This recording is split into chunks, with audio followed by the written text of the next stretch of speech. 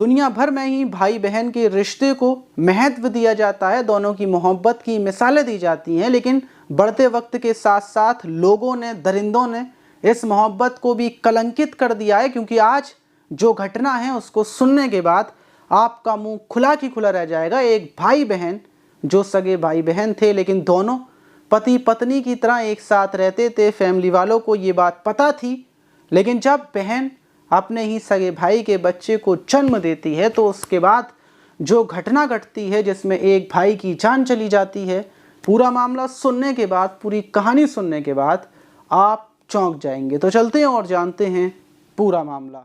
उड़ीसा के भुवनेश्वर जिले के रेलवे ट्रैक पर 17 तारीख की सुबह वहां पुलिस को एक कटी हुई लाश मिलती है और लाश को देखकर लग रहा था कि इस शख्स ने रात के टाइम खुद ट्रेन के सामने आकर अपनी जान दी है। पुलिस वहीं लाश के जो टुकड़े थे उनको बटोरती है। वहीं पर उस शख्स का फ़ोन भी पड़ा हुआ मिलता है और पुलिस शिनाख्त करने के लिए उसके फ़ोन से कुछ नंबरों को निकालती है कि फैमिली वालों को इत्तला दी जा सके।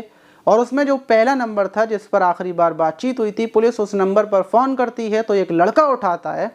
पुलिस उससे पूछती है कि तुम इस लड़के को जानते हो जिसका ये फ़ोन है? तो वो युवक दूसरी तरफ से बोलता है कि नहीं, मैं नहीं जानता। और पुलिस फ़ौरन उसमें दूसरे नंबरों को चेक करती है जो माँ या बहन के नाम से सेफ थे, उस पर कॉल की जाती है। तो दूसरी तरफ से जो लोग फ़ोन उठाते हैं उनको बताया जाता है कि जो जिसका ये फ़ोन है उसने ट्रेन के सामने आकर अपनी जान दे दी है। फैमिली वाले रोते बिलखते हुए रेलवे ट्रैक पर पहुंचते हैं, अस्पताल पहुंचते हैं और पुलिस उनको यही बताती है कि रात के टाइम आपके बेटे ने इस कदम को उठाया है। कि आपका बेटा परेशान था या फिर क्या दिक्कत थी?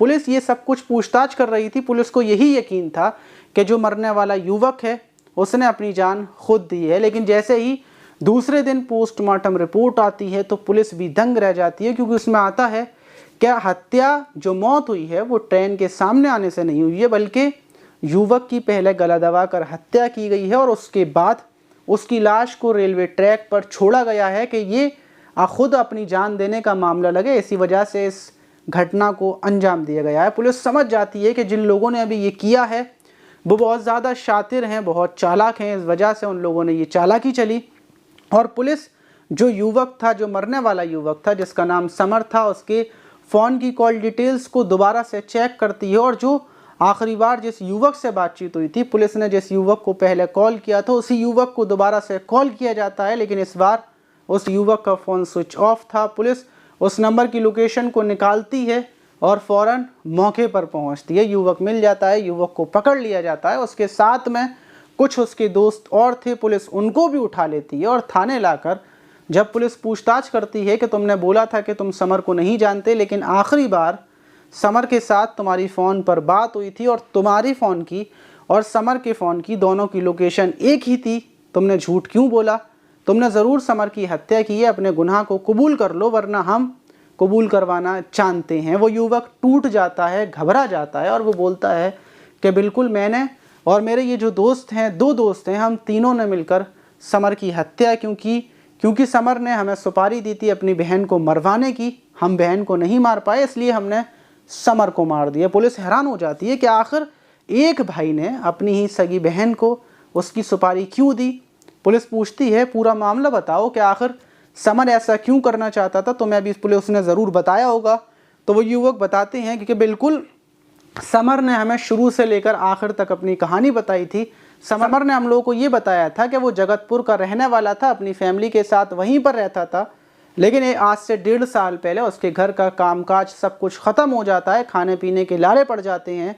तो इसीलिए जो उसका सबसे बड़ा भाई है जिसका नाम अभिमन्यु है, वो भुवनेश्वर आता है, यहाँ पर अपनी जॉब लगाता है और लगभग वो 6 महीने तक जॉब करता है, पैसे घर भेजता है। जब घर के हालात बिल्कुल ठीक हो जाते हैं तो वो मुझसे बोलता है कि तुम और अपनी बहन को दोनों को साथ में लेकर यहीं पर आ जाओ, तीनों भाई बहन रहेंगे एक साथ और जॉब करेंगे, बहुत सारा पैसा कमाएंगे। मैं अपनी बहन अनीता को लेकर यहीं पर आ जाता हूँ। अब तीनों ही एक रूम में रहा करते थे। मेरी जो ड्यूटी थी वो रात के टाइम की थी और मेरे भाई बहन जो थे वो लोग दिन में जॉब किया करते थे। सब कुछ ऐसा ही चलता हुआ आ रहा था, लेकिन जब एक रात मैं देखता हूँ कि मेरा भाई अभिमन्यु और मेरी बहन दोनों ही आपत्तिजनक हालत में हैं, एक दूसरे के साथ संबंध बना रहे हैं। मैं उस चीज़ का विरोध करता हूँ, अपनी माता पिता को ये बात बताता हूँ, लेकिन जो मेरे भाई बहन थे वो मुझसे साफ अल्फाजों में बोलते हैं कि हम लोग एक दूसरे से प्यार करते हैं, हम लोग साथ में रहेंगे, अगर अब तुम्हें अलग रहना है, इस चीज़ से तुम्हें दिक्कत होती है तो तुम यहाँ से चले जाओ।